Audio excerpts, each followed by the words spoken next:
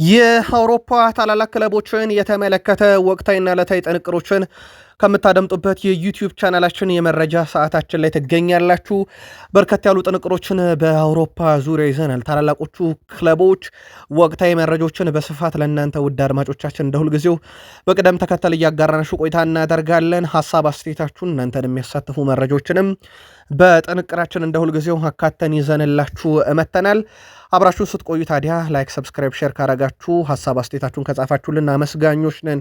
በመረጃችን አስቀድመን የአውሮፓ ታላላቅ ክለቦችን ወቅታዊ መረጃዎች እናነሳለን። ማድሪድ ለደጋፊዎቹ ይፋ ያደረገው አንድ መረጃ አለ። በዚህ ቡድን ዜናን በስፋት እንመለከታለን። ያው የአውሮፓ ምሽቶች ስለነበሩ የአውሮፓ ሀያላን ክለቦች እንዴት ያለ ምሽት አሳልፉ፣ ከዋክብቶችስ በሚል ያሰናዳነው ጥንቅር አለ። በመረጃ ሰዓታችን አብራችሁን ስትቆዩ እንደ ሁልጊዜው የምትከታተሉት ይሆናል። ከፕሪሚየር ሊግ ክለቦች የትልቆቹን መርጠን ይዘን መተናል። ቶትንሃም ወቅታዊ ሁኔታው በጣም አነጋጋሪ ስለሆነ የቶትንሃምን መረጃ አንስተን እንጀምራለን። የሲቲ የማለፍ ሁኔታ አውሮፓ ሻምፒዮንስ ሊግን ቀልብሶ በበርካቶች ዘንድ የየግል ምልከታዎች እየተጋሩ ነው። ያው ሲቲ አልፍም የሚሉት ሰዎች በስተዋል። ከወደ ሲቲ አካባቢ ደግሞ የሲቲ ደጋፊዎችና ተጫዋቾች እንቀለብሰዋለን እያሉ ነው። የተወሰኑ መረጃዎችን በጉዳዩ ላይ አሰባስበን ይዘን መተናል። የቼልሲ ደጋፊዎች ለገጠማቸው ችግር ግብ ጠባቂውንና የአሰልጣኙን የምርጫ ሂደት ተቃውመዋል። አንደኛው ከተንታኞች የቀድሞ የሊቨርፑል ሰው ጄሚ ካራገር ነው። ለመሆኑ ቼልሲስ በምን አይነት ሁኔታ ላይ ነው ያለው? ወቅታዊ የቡድን መረጃዎችን በቼልሲም በኩል እናነሳለን። ወደኋላ 2008 ድረስም ተጉዘን አንድ ጉዳይ ለማንሳት ግድ ይለናል፣ እንመለከተዋለን። ሊቨርፑል በአንጋፋ ተጫዋቾች የተሞላ ቡድን ሆኗል። ስለዚህ ቀጣይ ክረምት ላይ ሽግግሩ አስገዳጅ የሚሆንበት ሌላኛው ምክንያት ተደርጎ ሊወሰድ ይችላል። አንጋፎቹ ደግሞ በጣም በርካታ ጨዋታን የሚያደረጉት ይገኛሉ። ከአዲስ ፈራሚዎች ጋር በተያያዘ ሁጎ ኤኬቴኬን እና ቀጣይ የሚጠበቁ ዝውውሮችን በሊቨርፑልም በኩል ይዘናል። አብራችሁን ቆዩ። ዩናይትድ ቤት 100,000 ተመልካች የሚይዘው ስቴዲየም ከወዴት ደረሰ? የበርካቶች ጥያቄ ነው። ተጨማሪ መረጃዎችን አሰናድተንበታል። ዩናይትድ በዝውውር ጉዳይ ላይ ካዝና ሊያሰብሩ የሚችሉ ዝውውሮች በቀጣይ ይጠበቃሉ። ከዚህ ጋር በተያያዘ በማንቸስተር ዩናይትድ የተከላካዮቹን ጉዳይ በተመለከተ አዳዲስ ያገኘናቸው ጉዳዮች አሉ። ከዝውውር ጋር በተያያዘና ተጨማሪ የቡድን ዜናዎችን ለማንቸስተር ዩናይትድ ደጋፊዎች ይዘናል። እስከ ፕሮግራማችን ፍጻሜ ዩናይትድያንም ቆዩን። አርሰናል እንደ አውሮፓ ሻምፒዮንስ ሊግ ጀርመን ላይ ከበድ ያለ ፈተና ከባየር ሌቨርኩሰን እንዳስተናገደ ይታወቃል። በእርግጥ ባየር ሌቨርኩሰን በቡንደስሊጋው በጣም ጠንካራ የመከላከል ክፍል ያለው ቡድን ለምን እንደተባለ አርሰናል ላይ ጭምር ነው ትላንትና ያሳየው። በርከት ያሉ መረጃዎችን ስናነሳ ከአርሰናል ጋር በተያያዘ እነ ማርቲን ኮይን፣ እነ ቴሪ ዳንኤል ሆነሪ ያነሷቸው ትልቅ ሀሳቦች አሉ። አርሰናል ቤት ወጣም ወረደም ኦዴጋርድ የሚናፈቅበት ሰዓት ደርሷል። ምንም ጥርጥር የለውም። አዳዲስ የሰማናቸው ጉዳዮች አሉ በቡድን ዜና አርሰናል ቤት። አብራችሁን ቆዩ። ላይክ፣ ሰብስክራይብ፣ ሼር ስለምታደርጉን ለሀሳብ አስተያየታችሁ አመስጋኞች ነን። መልካም ቆይታ ብለናል። በአውሮፓ ሻምፒዮንስ ሊግ ሁለት ምሽቶችን ማክሰኞና ሮብ ምሽት በጣም አዝናኝ፣ አስገራሚ ያልተጠበቁ ውጤቶች፣ በርከት ያሉ ግቦችን ካየነ በኋላ የሳምንቱ ምርጥ እጮች ይፋ ተደርጓል። ብዙም አሻሚ ባይሆንም ግን እናቀርብላችሁ እጮቹን። ፌድ ቫልቬርዴ ከሪያል ማድሪድ፣ ሚኬል ኦሊሴ ከባየርን ሙኒክ፣ ዩሊያን አልቫሬስ ከአትሌቲኮ ማድሪድ፣ ከቫራታስኬሊያን ከፓሪሰን ጀርሜን። ምናልባት የእናንተን ምርጫ ልታደርሱን ትችላላችሁ፣ ግን ተጫዋቾቹ በጣም አስገራሚ ምሽቶችን በየጨዋታዎቹ አሳልፈዋል።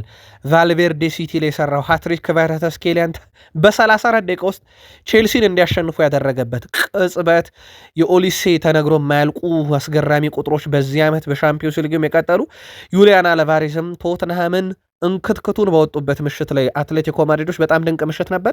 የእናንተ ምርጥ ከአራቱ ማን ነው? ጻፉልን። በሪያል ማድሪድ በኩል ለሪያል ማድሪድ ደጋፊዎች ኦፊሻል የቀረበ አንድ ጥያቄ አለ። ይህም በአሰልጣኝ አርቢዮ ላይ የሚሰለጥነው ሪያል ማድሪድ የካቲት የወሩ ምርጥ ተጫዋች እጮችን ይፋ አድርገው ምርጫ መረጡ ብሏል ማድሪድ። በዚህ መሰረት ቪኒሲየስ ጁኒየር፣ ቲቦት ኮርቷ፣ ኦሬሊዮ ቹዋሚኒ፣ ፌድ ቫልቬርዴ እና ኤድዋርዶ ካማቪንጋ በእጩነት የቀረቡ ተጫዋቾች ሆነዋል በሪያል ማድሪድ በኩል። ስለዚህ የሪያል ማድሪድ ደጋፊዎች ለእናንተ በወሩ ምርጥ የነበረው ለቡድናችሁ ማን ነው? በሐሳብ መስጫ ሳጥናችን ላይ ሐሳብ አስተያየታችሁን የሪያል ማድሪድም ደጋፊዎች ልታደርሱን ትችላላችሁ። በዚሁ አጋጣሚ የአውሮፓ ምሽት የማድሪድ ነገር በጣም አስገራሚ ነው። በዛም ዙሪያ ግን ብታጋሩን ደስ ይለናል። የማድሪድ ደጋፊዎች ማድሪድ በላሊጋ ወጥ ብቃት እያሳየ አይደለም በወቅታዊ ሁኔታ በሻምፒዮንስ ሊግ ሲሆን ግን ያ ደካማ ቡድን ዋንጫ በልቷል ከዚህም በፊት በነገራችን ላይ በላሊጋው በጣም ደካማው ቡድን። በዚህም ዙሪያ ሀሳባችሁ ልታጋሩን ትችላላችሁ። ቲቦት ኮርቷ በአውሮፓ ሻምፒዮንስ ሊግ 3 አሲስት አለው። በቼልሲም ሳለ በነገራችን ላይ አሲስት አድርጓል። ያው የሪያል ማድሪድ ሁለቱ ነው የሚጠቀሱለት በዚህ ሲዝን ነው ሁለቱም ካይራት አልማቲ ሌለ ኬሊያን ምባፔ። በዚህ ሳምንት ሲቲ ላይ ፌድ ቫልቬርዴ የመጀመሪያውን ኒኮ ራይሌንም ሸውዶ ያንን ቁመተ መለኑን ጃሊጂ ዳናሮማን ሸውዶ ግብ ሲያስቆጥር አሲስቱ ከሱ እንደመጣ ይታወቃል። ካይራት አልማቲ ላይ ኬሊያን ምባፔ እንኳን አሲስት አረገ። ቼልሲም ሳለ አንድ አሲስት ነበረው በድምሩ 3ኛ አሲስቱ ነው። በአንድ ሲዝን ደግሞ 2 አሲስት ሲያደርግ በታሪክ ሁለተኛው ግብ ጠባቂ እንደሆነ ይታወቃል። ያ ብቻ አይደለም። የግብ ጠባቂውን ትንሽ አስገራሚ ነገር በሲቲና በማድሪድ ጨዋታ ላይ 52 ኳስ ነክቷል ቲቦት ኮርቷ። ሃላንድ አጥቂው የሲቲው 10 ኳስ ብቻ ነው የነካው። በእርግጥ ሃላንድ ብዙ ከኳስ ጋር ንክኪ ያለው ተጫዋች አይደለም። ያው ንክኪዎቹ ሁሉ ግብ የሚሆኑለት እንጂ 10 ኳስ ብቻ ነው የነካው። በእርግጥ በማድሪድ በኩል በብዙ መንገድ ብልጫ በተለይ ፊት መስመር ላይ በጣም ደካማ የነበረበት አጋጣሚ እንደነበር ይታወቃል። ከማድሪድ ጋር በተያዘ ምናልባት የቲቦት ኮርቷ መልእክት ለቶትናሙ ግብ ጠባቂ ትላንት ተልኳል። በዚህ ሳምንት በግብ ጠባቂዎቻቸው ዋጋ ከፍሏል ከተባሉ ክለቦች ውስጥ አንዱ ቶትናም፣ ቼልሲ። በእርግጥ ጃሊጂ ዳናሮማም አሁን ስሙ እየተነሳ ነው ለውጤቱ በተለይም ግቦቹን ከማዳን ጋር በተያያዘ ቅሬታ እየቀረበበት ነው። ለሲቲ ደጋፊዎች እንተው። ቲቦት ኮርቷ ግን እኔም በቼልሲ ሳለው እንደዚህ አይነት ስህተቶችን ሰርቻለሁ። በሜሲ በተለይም 2 ጊዜ ስህተት ሰርቼ ግብ ተቆጥሮብኝ ስሜቱን አውቀዋለሁኝ። ግብ ጠባቂ የሆኑ ስህተት መስራት ማለት ቡድንን 100% ዋጋ ማስከፈል ነው። በጣም አደገኛው ቦታ ነው። ግብ ጠባቂ ስህተት ከሰራ ምህረት የለውም ይላል ለተቃራኒ ቡድን፣ ምክንያቱም ግብ ስለሚሆን። ያን የገጠመው ግን ግብ ጠባቂዎችን ማበረታታት አለብን ብሎ አበረታቶታል። የቶትንሃሙም ግብ ጠባቂ ኪኒስኪ አመስግኖታል ቲቦት ኮርቷን። ትላንትና ድንቅ የነበረው ቲቦት ኮርቷ በረኛውንም ሲያበረታታው ነበረ። ሃትሪክ የሰራው ፌድ ቫልቬርዴም በብዙዎች እየተወደሰ ነው። የኬሊያን ምባፔ መወድስ ደርሶታል። የቬኒሲየስ ጁኒየር በርካቶች እያወደሱት ነው። በጣም ድንቅ ምሽት ነበረ አንበሉም በሪያል ማድሪድ በኩል ያሳለፈው። ፓሪሰን ዠርሜን የቼልሲን ጨዋታ ጥሩ ሂሳብ ማወራረጃ ሆኖላቸዋል። በተለይም በክለቦች ዓለም ዋንጫ በቼልሲ የደረሰባቸው ሽንፈት የማይረሱት አይነት ሽንፈት ነው። በክለቦች ዓለም ዋንጫ ያጡበት ነው። በዛ ላይ ቅድመ ግምት ሁሉ ተሰጥቷቸው 3-0 በቼልሲ ተሸንፈው ነበረ። በእርግጥ ክቫራትስኬሊያን ተቀይሮ እስኪገባና ያ ድራማ እስኪፈጠር ድረስ ቼልሲን በጨዋታው ነበረበት ማለት ይቻላል። በኋላ ላይ ግን 3ቱ ግቦች በተለይም የክቫራትስኬሊያን ብዙ ልዩነት ፈጥረዋል። ከዚህ ጋር በተያዘ ፒኤስጂ በዚህ ውድድር ዓመት ቼልሲ ላይ ያስቆጠራቸው 5 ግቦቹ ተደምሮለት 31 ደርሷል። ብቸኛው ክለብ ነው በዚህ ሲዝን በአውሮፓ ሻምፒዮንስ ሊግ 30 ሲደመር ግብ ያለው። አትሌቲኮ ማድሪድ 29፣ ባየር ሙኒክ 28፣ ሪያል ማድሪድ 27፣ ኒውካስል ዩናይትድ 27 ግቦችን ማስቆጠር ችለዋል። በዚህም ሳምንት ድል አድርጓል። በእርግጥ ውድ ቤተሰቦቻችን በዚህ ሳምንት ከሜዳ ውጭ ተጫውተው ድል ያደረገው ባየር ሙኒክ ብቻ ነው። ከዛ ውጭ ከሜዳቸው የተጫወቱ ቡድኖች ወይ አሸንፈዋል ወይ አቻ ወጥተዋል። ቦዶ ግሊምት በጣም አነጋጋሪው ቡድን ከቶትናም 2-2 ከቦሩሲያ ዶርትመንድ 2-2 ከዛ 2026 ከገባ በኋላ ደግሞ ሲቲን 3-1 አትሌቲኮ ማድሪድን 2-1 ኢንተርን 3-1 ከዛ በመልስ ጨዋታም 2-1 በራሱ ሜዳ በኢንተር ሜዳ ስፖርቲንግ ሊዝበንን በዚህ ሳምንት 3-0 ለመቀልበስ ብዙ ይቸግራል ከተባሉ ጨዋታዎች ውስጥ በነገራችን ላይ አንዱ ሆኗል። ለስፖርቲንግ ሊዝበን በጣም ከባድ ጨዋታ ተብሎለታል። ቦዶ ግሊምት እያሳዩ የሚገኙት እንቅስቃሴ በቀጣይ ካለፉ በነገራችን ላይ ከአርሰናል ጋር የመገናኘት እድል እንዳላቸው ይታወቃልና በጣም ከበድ ያለ ቡድን መሆኑን ተመልክተናል። ስኮር 90 የማለፍ እድልን ለቦዶ ግሊምት 79% ሰጥቷል። ከጨዋታው በፊት በነገራችን ላይ የቦዶ ግሊምት የማለፍ እድል 36% ነበር። አሁን 79% ደርሷል። በጣም አስደናቂ ጊዜንም እያሳለፈ ይገኛል። በአውሮፓ ሻምፒዮንስ ሊግ ላይ እንደዚህ አይነት መረጃዎችን ካነሳን ወደ ላቲንም ውድ ቤተሰቦቻችን ኢንተር ሚያሚ የኮንካካፍ ሻምፒዮንሺፕ ጨዋታ ነበረበት ትላንትና ከናሽቬሌ ጋር ጨዋታ ነበረው። ከሜዳ ውጭ ነው የተጫወተው። 0-0 በሆነ ውጤት ተጠናቋል። ሜሲ 90 ደቂቃ ነው የተጫወተው፣ ግን በጨዋታው 6.2 ብቻ ነው የተሰጠው። የቡድኑ አምበል ነበረ። ሉዊስ ሱዋሬስ ከተቀያሪ ወንበር ንቅንቅ ሳይል ነው ጨዋታው የተጠናቀቀው። 0-0 በሆናቸው ውጤት ተጠናቀቀ። የመልሱ ጨዋታ በፈረንጆች አቆጣጠር ማርች 19 ወይም ቀጣይ ሳምንት ላይ ኢንተር ሚያሚ በሜዳውና በደጋፊ ጨዋታውን ያደርጋል። የአሜሪካ ሊግ ውስጥ የሚገኙ ክለቦች የሚያደርጉት ልክ እንደ አውሮፓ ሻምፒዮንስ ሊግ ያለ ፎርማት ነው። የኮንካካፍ ሻምፒዮንሺፕ ትላንትና ኢንተር ሚያሚ 0-0 ተጠናቋል። ሜሲ ሙሉ ጨዋታው ላይ ቢገኝም ከ6.2 በላይ ግን ሬቲንግ ያላገኘበት ጨዋታ ነበረ። ውድ ቤተሰቦቻችን የእንግሊዝ ክለቦችን እንመልከት። በእንግሊዝ ክለቦች በታሪክ ለመጀመሪያ ጊዜ 6 የእንግሊዝ ክለቦች በጥሎ ማለፍ ቢገኙም አንዳቸውም ድል ማድረግ አልቻሉም። ይልቁንስ የተሸነፉት በርከት ይላሉ። ያውም ከ3 በላይ የግብ ልዩነት እየተቆጠረባቸውን የተሸነፉት ቶትንሃም አንደኛው ነው። የሰሜን ለንደኑ ክለብ ቶትንሃም በሊጉ ከወራጅ ቀጠናው በ1 ነጥብ ርቆ 16ኛ ደረጃ ላይ ይገኛል። አሁን ላይ በቡድን ውስጥ ያሉ አንዳንድ ተጫዋቾች ክለቡን ከመውረድ ለማትረፍ ቁርጠኛ ለመሆናቸው እየተነገረ ነው። አንድ የቶትንሃም ተጫዋች የክለቡ መውረድ ብዙም እንደማያስጨንቀው ለቡድን አጋሮቹ እንደነገራቸው ተነግሯል። ተጫዋቹ ክለቡ ቢወርድ ቀጣይ ክረምት ሌላ ክለብ መቀላቀል እንደሚችልና በዚህ እርግጠኛ መሆኑን ተናግሯል። አንዳንድ የክለቡ ተጫዋቾች ቡድኑ ከውድቀት ለመታደግ ቢጓጉም የቡድን አጋሮቻቸው ለዚህ ቁርጠኝነት በማጣታቸውም ተበሳይተዋል ተብሏል። ተጫዋቾቹ አንዳንድ የቡድን አጋሮቻቸው ክለቡን ለማዳን በቂ ተነሳሽነት የላቸውም የሚል እምነት አለና ቶትናም ቤት መከፋፈል ተፈጥሯል ተብሏል። ውድ ቤተሰቦቻችን ለመሆኑ የቶትናም ውድቀት አያገባኝም፣ ቀጣይ ዓመት ሌላ ክለብ እጫወታለሁ ያሉት እነማን ናቸው በሚለው ጉዳይ ላይ ግን ተጨማሪ ማጣሪያዎችን አድርገን ለእናንተ ውድ አድማጮቻችን ይዘነው የምንመጣ ይሆናል። ሲቲ ይህን ውጤት ቀልብሶ ያልፋል አያልፍም የሚለው ያው በሁለት ጎራ ተከፍሎ ለሲቲ ቅርብ የሆኑና የሲቲ ደጋፊዎች ጋርዲዮላን ጨምሮ ሁሉም እንቀለብሷለን እያሉ ነው። በተጫዋቾችም በደጋፊዎችም በኩል ስኮር 90 ይሄን ውጤት ቀልብሶ የማለፍ እድል 17% ብቻ ነው ለሲቲ የሰጠው። በሪያል ማድሪድ በኩል ደግሞ 83% ውጤቱን አስጠብቆ ያልፋል እያለ ነው ስኮር 90። ይሄንን የ3-0 ውጤት እንዴት ይቀለብሷል የሚለው ተጠባቂ ነው። ያው ሲቲ ውጤቱ ለመቀልበስ ቢያንስ ጨዋታውን 1 በ4 ጎል ልዩነት ማሸነፍ አለበት። ካልሆነ በ3 ጎል ልዩነት አሸንፎ የፍጹም ቅጣት ምት መጠበቅ አለበት። ያው ከሜዳ ውጪ በሜዳ የሚባል የግብ ክፍያ ስለማይቆጠር ዋናው ነገር በ3 ጎል ልዩነት ማሸነፍ ነው ከሲቲ የሚጠበቀው። ከዛ ውጪ ደግሞ በ4 ጎል ልዩነት ካሸነፉ በቀጥታ ያልፋሉ። በ3 ጎል ልዩነት ወደ ፍጹም ቅጣት ምት እንቀለብሰዋለን ወይ በሚለው ጉዳይ ላይ ግን ሲቲዝኖች አው ሲሉ፣ በርካቶች ግን ተንታኞች ጥርጣሬ ገብቷቸዋል። የሲቲ ደጋፊዎች እናንተ ላኩልን። ቤርናንዶ ሲልቫ 3-0 ብንሸነፍም በኢታድ ስቴዲየም ይህን ማድረግ እንችላለን ብለዋል። ሮድሪ እንቀለብሷለን ብለዋል። ፎተን እንቀለብሷለን ብለዋል። አንቶኒዮ ሴሜኒ እንቀለብሷለን። ስቶንስ 100% ይቻላል ብለዋል። ኢታድ ላይ ውጤት ለመገልበጥ በሲቲ ተጫዋቾች በኩል ቁርጠኝነትም እንዳለ ተናግረዋል። በአውሮፓ ሻምፒዮንስ ሊግ የማይቀለበስ ውጤት አይደለም ይሄኛው። የ4 ጎል ልዩነት ተቀልብሷል። በነገራችን ላይ ያውም ሜዳ ላይና ከሜዳ ውጭ የሚባሉ ጎል ክፍያዎች በሚቆጠሩበት ዘመን ተቀልብሷል። ትልቁ ግብ ማሳያ በፓሪሰን ዠርሜንና በባርሴሎና በኩል የተቀለበሰ ውጤት፣ ሊቨርፑል ባርሴሎና ላይ የገለበጠ ውጤት፣ ያውም ሊቨርፑል የመልሱን ጨዋታ ሜዳው ላይ ነበር ያደረገውና ሊቨርፑል 1 ግብ ከተቆጠረበት ጣጣው ብዙ ነበር። በዚህ ዘመን ግን ያ የለም። የጎል ልዩነቱ ብቻ ነው የሚቆጠረው። ምናልባት ሲቲ ማድረግ ይችልን ይሆን? ቀጣይ ሳምንት ምላሽ የሚገኝበት ይሆናል። ቼልሲ የበረኛ ችግሩን እስካላስተካከለ ድረስ የትም የማይደርስ ቡድን ነው እያለ ነው ጄሚ ካራገር። በቃል ስፖርት ዩቲዩብ ቻናላችን በርከት ያሉ የቼልሲም ደጋፊዎች ከቡድኑ ጋር በተያያዘ ያቀረቡት ቅሬታ አብዛኛው ግብ ጠባቂው ላይ ነው። እናም ጄሚ ካራገርም ቼልሲ ከነኚህ ግብ ጠባቂዎቹ ጋር የትም የማይደርስ ቡድን ብሎታል። ምናልባት መፍትሄ ሊሆን የሚችለው አዲስ ግብ ጠባቂ ማስፈረም ወይንስ ሳንቼዝን መጠቀም የተሻለው አማራጭ ነበር? የእናንተን ምልከታ ልትልኩልን ትችላላችሁ።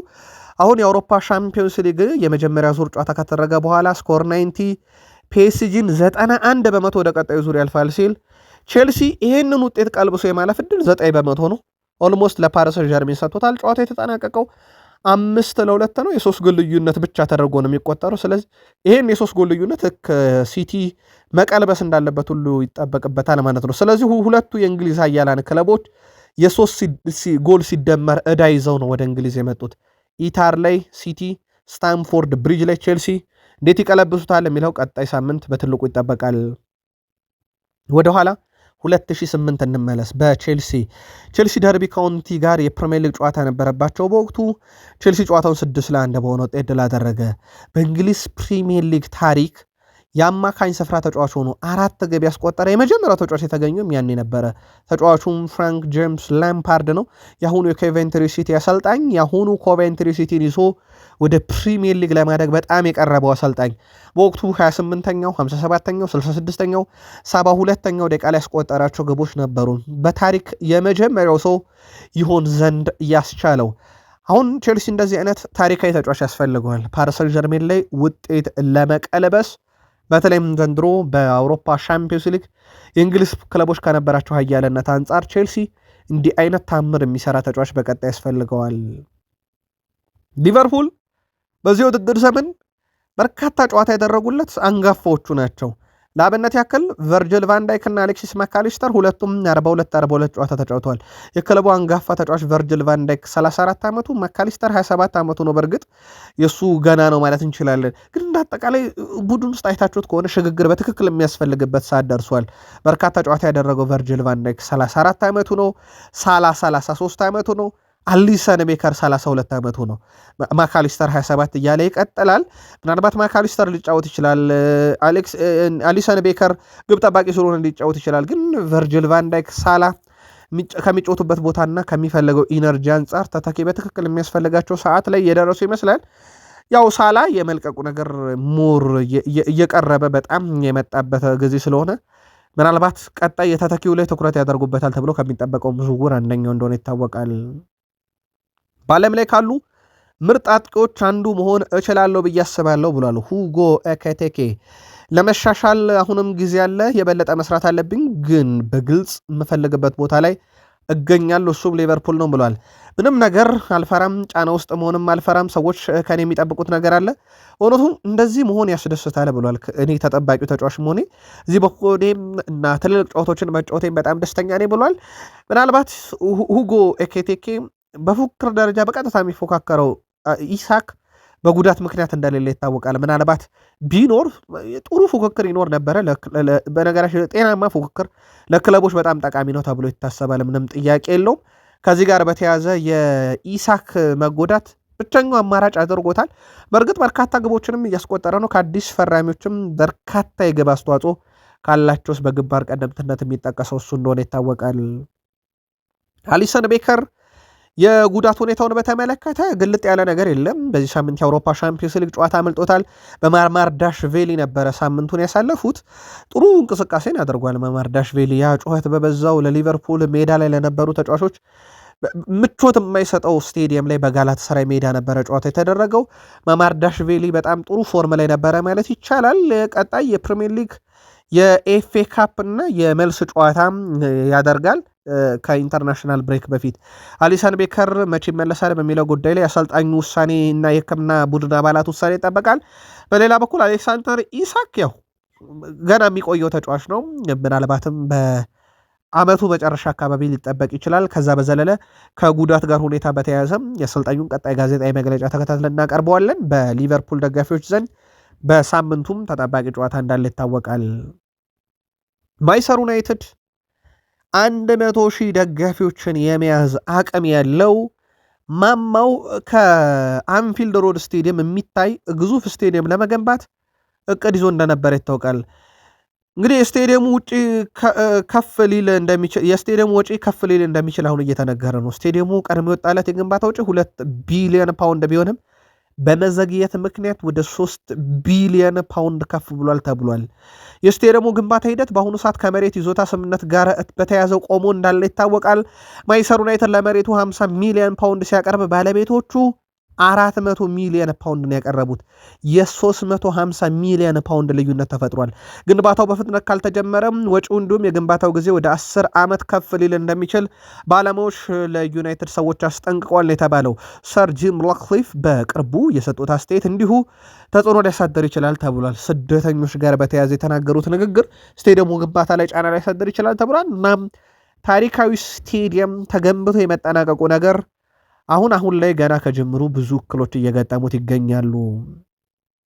በቀጣይ ማንቸስተር ዩናይትድ 2 የአማካኝ ዝውውሮችን ለማድረግ ከፍተኛ ጥረት ሲያደርግ አንደኛው ኤሊዮት አንደርሰን ይሆናል ተብሎ ነው እየተጠበቀ ያለው። ግን ሲቲ እዚህ ዝውውር ላይ በቀጥታ እጁን ማስገባቱን ተከትሎም በማንቸስተር ዩናይትድ በኩል ካዝና ሊያሰብር የሚችል ዝውውር ሊገጥማቸው ይችላል ተብሏል። በተለይም ተጫዋቹን የሚያሳምኑ ከሆነ በሲቲ የሚያቀርቡት የገንዘብ አቅም ምክንያት ዩናይትዶችም ተመሳይ ነገር ሊገጥማቸው ይችላል እየተባለ ነው። ሲቲ በርካታ አማራጮች አሉት። ምናልባት ዩናይትድ ለድርድር ይጠቅመዋል የሚባለው በቦታው ላይ የሚቀንሳቸው በርካታ ያሉ ተጫዋቾች ስለሚኖሩ የአውሮፓ ሻምፒዮንስ ሊግ ትኬትን ከቆረጠ የመጫወቻ ደቂቃን ዋስትና ለኤሊዮት አንደርሰን ከሲቲ በላይ የመስጠት እድል ሊኖረው ይችላል ተብሎ እንደ ማሳመኛ ሊያቀርቡት ይችላሉ። ዩናይትድ አንድ ተጫዋች ለማስፈረም እንግዲህ ከበድ ያለ ወጪ የማውጣት ሂደቱ ምን ያህል ነው የሚለው ይወሰናል። አንቶኒዮ ሲሜኔ ወደ ዩናይትድ ይመጣ ዘንድ በነገራችን ላይ ዝውውር ውስጥ ነበረ። በክለቡ በኩል ግን በዝውውሩ ላይ ብዙ ገፍተው አልሄዱበትም ነበር። በእርግጥ የአውሮፓ ሻምፒዮንስ ሊግ ትኬትም ራሱን የቻለ ተጽዕኖ ነበረው። ማንቸስተር ዩናይትድ ለተከላካዩ ሃሪ ማጓየር በተመለከተ አዲሱን ሊያቀርብ ይችላል እያለ ነው ፒተርሃል የግል መልከታውን ሲያጋራ። ይህም እንግዲህ ከሚያገኘው 190,000 ፓውንድ ሳምንታዊ ደሞዝ ወደ 100,000 ፓውንድ እና ከዛ በታች ዝቅ ካለ አሁንም ዩናይትድ ተጫዋቹን ሊያቆይ የሚችልበት ሰፊ እድል አለ። በተለይም ገበያው ላይ ነገሮች በጣም መወደዳቸውን ተከትሎ በዩናይትድ በኩል የደሞዝ ቅናሽ አቅርበው ተጫዋቹን የኮንትራት የማራዘም ሂደትን ሊከተሉ ይችላሉ እያለ ነው። ከዛ ውጭ ሳሙኤል ሉካስ ማንቸስተር ዩናይትድ የታይለር ማላሲያን ኮንትራት በዘንድሮ ክረምት ሲያበቃ ውሉን እንደማያድሱና እንደሚለቀው ልክ እንደ ጀደን ሳንቾ ሁሉ ይጠበቃል። ይሄም ከተጫዋቹ ሽያጭ ገቢ እንኳን ባያገኝ ማንቸስተር ዩናይትድ ግን ቢያንስ ደሞዙን ያነሳልና ይሄ ራሱ አንዱ ገቢን መጠበቂያ ሂደት እንደሆነ ይታወቃል። በዩናይትድ እንግዲህ ልምድ ያለው ተከላካይ የሚባለው ሃሪ ማጓየር እና ደግሞ ጉዳት በጣም እያስቸገረው የሚገኘው የደቹ ተከላካይ ይጠቀሳል። ከዚህ ውስጥ ማቲያስ ዴላይት ግን አሁን ትልቁ ችግር ሁለቱም እንግዲህ አንዱ የማጓየር ያው ቆይታው እርግጥ ያልሆነ የዴላይት ደግሞ ጉዳት አለና ወጣቶቹን እየተጠቀመ ነው።